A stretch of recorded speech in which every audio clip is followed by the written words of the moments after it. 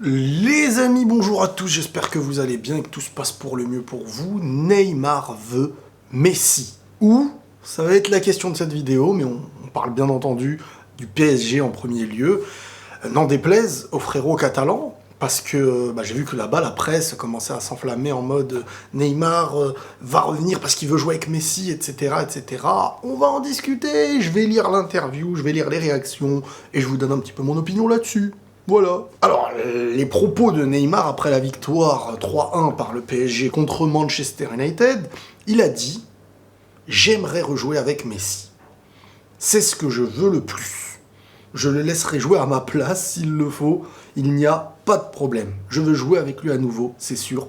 Nous devons le faire l'année prochaine. » Une déclaration fracassante qui a mis la France et l'Espagne en émoi. Les presses des deux pays se sont mises à imaginer tous les scénarios possibles. Moi, je vais vous donner mon opinion par rapport à ça. J'ai l'impression, je pense clairement, bon déjà que Neymar envoie un message au monde. Je pense que pour moi, Messi a plus de chances sur la fin là, de jouer au PSG, que ce soit Neymar et Messi au Barça, ne serait-ce qu'économiquement. Pour moi, pouvoir payer Messi aussi cher à son âge, plus rajouter Neymar derrière, je sais pas si le Barça actuellement a les moyens de faire ce transfert.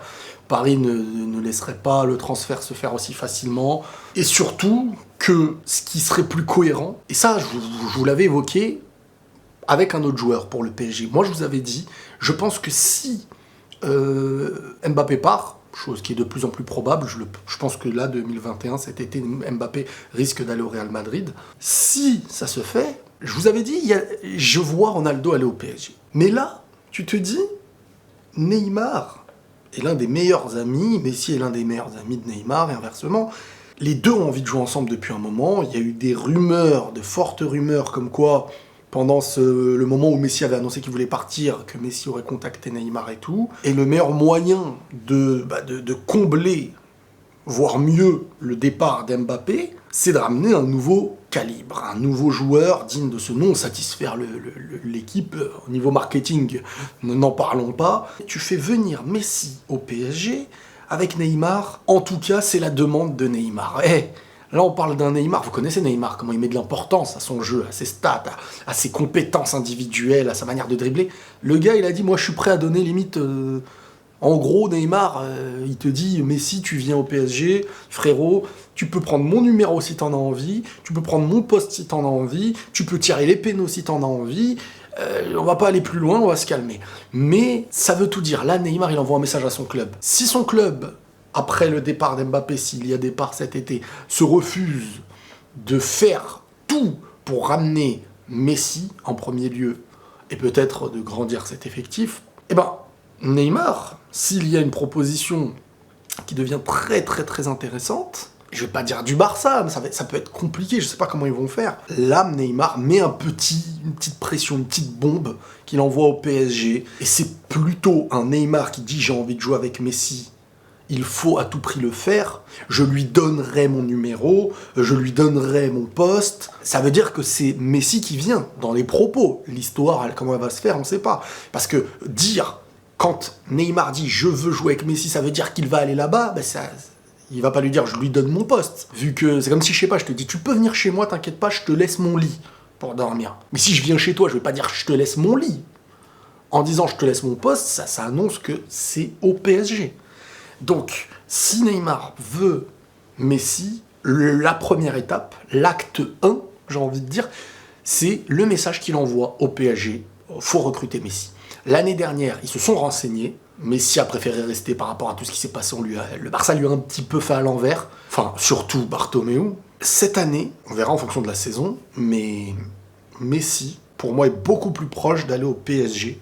Surtout que le PSG va vendre Kylian à un très bon prix, je pense. Mais pas un 200, voire un 250 000. L'autre fois, j'ai écouté l'équipe du soir, il a dit 300 millions. Non, 700 milliards de millions. Non, aussi.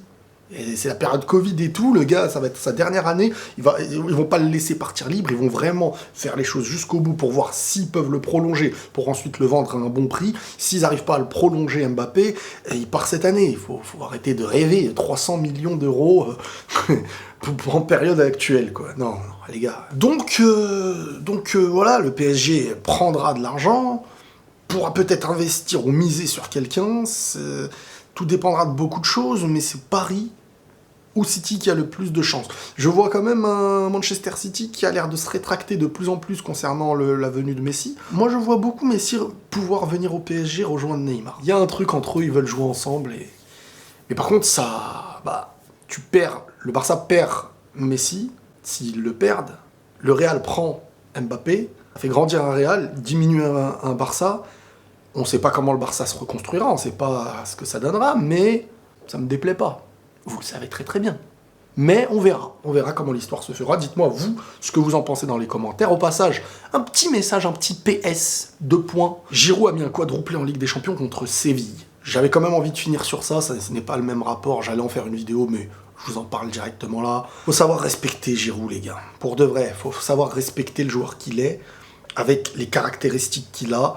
Il faut arrêter d'être le mouton de je ne sais qui, parce que on aime un joueur, on est obligé d'opposer Giroud à un Benzema, parce qu'on pense que Giroud lui a volé quoi que ce soit. Il n'a rien volé, Giroud. Giroud, on lui donne une place, il va à cette place. Et je trouve qu'il a un mental vraiment... et pas que, je trouve qu'il a vraiment certaines capacités. Il n'a pas une mauvaise carrière, Giroud. Regardez ses stats en équipe de France, regardez les clubs dans lesquels il a joué.